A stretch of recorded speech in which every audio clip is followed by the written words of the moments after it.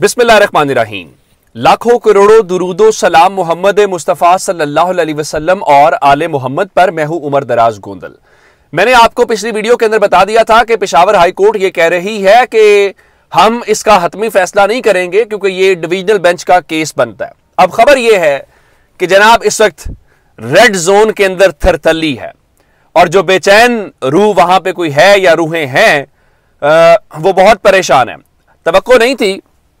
मसला यह है कि चीजें की जा रही हैं लेकिन कहीं ना कहीं अदालतों से मामलात जो हैं, जिसके ऊपर कल सोहेल वड़ाइस ने आर्टिकल भी लिखा, जी रियासत जो सोच रही है वो उसको लेके मईशत को लेके सोच रही है, लेकिन जो अदालतों से फैसले आ रहे हैं वो रियासत को परेशान कर रहे हैं।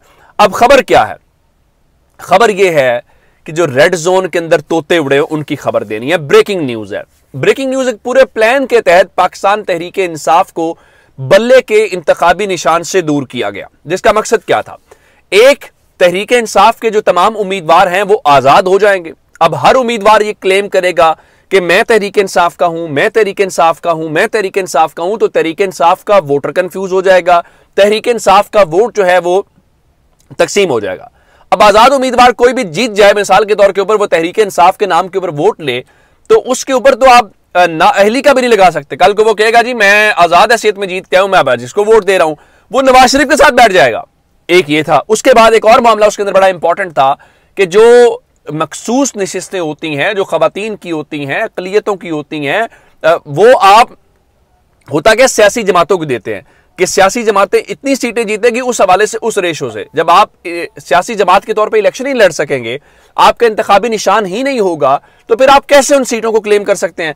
तो इसका मतलब यह है कि वो मखसूस सीटें जो हैं, उन मखसूस सीटों से तो आपका शेर ही खत्म हो गया, तो आप चाहते भी कौमी असम्बली के अंदर जो है वो अक्सरियत हासिल नहीं कर सकते। अब ये मामला आज गया वहां पे पेशावर हाई कोर्ट के सामने, और पेशावर हाई कोर्ट के सामने उन्होंने बड़ी सादा सी बात की। उनका देखें, वहां पे हमें सिर्फ ये कहा गया है कि ये जो इलेक्शन करवाने वाली शख्सियत है ना, chief election commissioner Tehreek Insaf का न्याजी साहब जो है, तो वो तैनाती ठीक नहीं हुई क्योंकि हमारे रिकॉर्ड के मुताबिक जो असद उमर हैं वो अभी तक पार्टी के जो हैं वो जनरल सेक्रेटरी हैं, तो उमर अयूब ने उनकी तैनाती कैसे कर दी?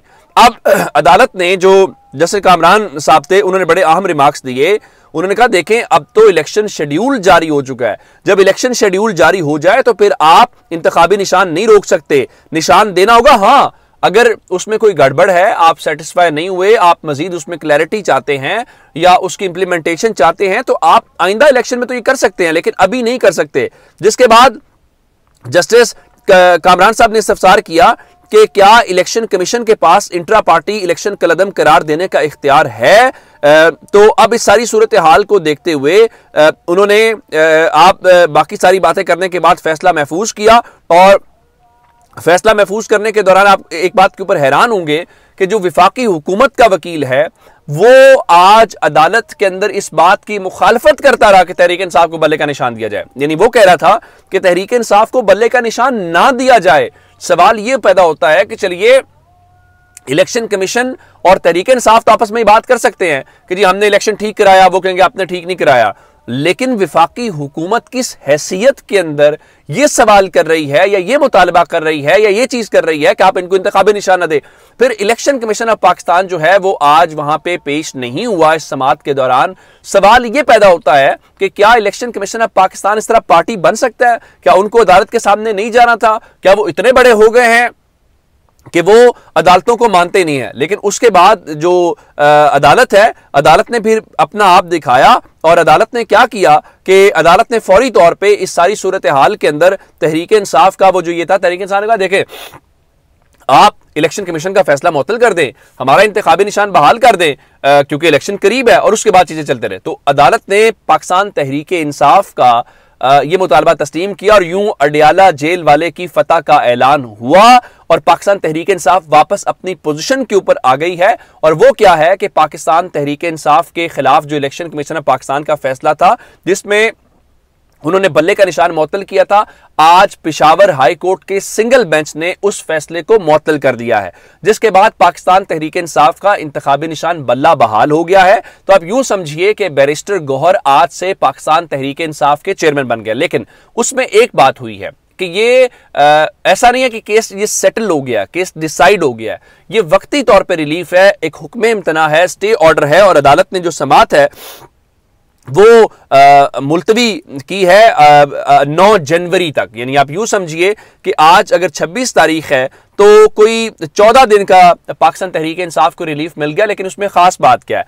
खास बात यह है कि इस दौरान पाकिस्तान तहरीक इंसाफ के जो उम्मीदवारान हैं उन्होंने अपने कागजात नामजदगी के साथ अपने टिकट्स जमा करवाने हैं, तो वो टिकट्स जरूर जमा करवा सकेंगे। और 9 जनवरी के हवाले से उसके बाद उन्होंने ये बताया है कि ये डिवीजनल बेंच जो है वो अब इस केस की समाअत करेगा। लेकिन आज पाकिस्तान तहरीक इंसाफ ने इसको इंसाफ की फतह किया और कहा देखें अदालत ने आज लोगों का निज़ाम अदल के ऊपर जो एतमाद है उसको बहाल किया है और उन्होंने तमाम फ्रीकैन को नोटिस जारी कर दिए और अब अगली समाअत जो है वो 9 जनवरी को होगी। अब पाकिस्तान तहरीक इंसाफ को बल्ले का निशान भी मिल गया, वो सब कुछ हो गया। इस दौरान एक और ऑप्शन है कि क्या इलेक्शन कमीशन जो है जो आज इस जगह के ऊपर पेश नहीं हुआ, तो क्या वो पाकिस्तान तहरीक इंसाफ के हक में जो आने वाला फैसला है उस फैसले को सुप्रीम कोर्ट में चैलेंज करेगा और ये कहेगा कि हम तहरीक इंसाफ को बल्ले का निशान नहीं देना चाहते, तो इसलिए आप जो है वो पेशावर हाई कोर्ट का फैसला मुअत्तल करें। तो मेरी इत्तलात इस वक्त की ये हैं,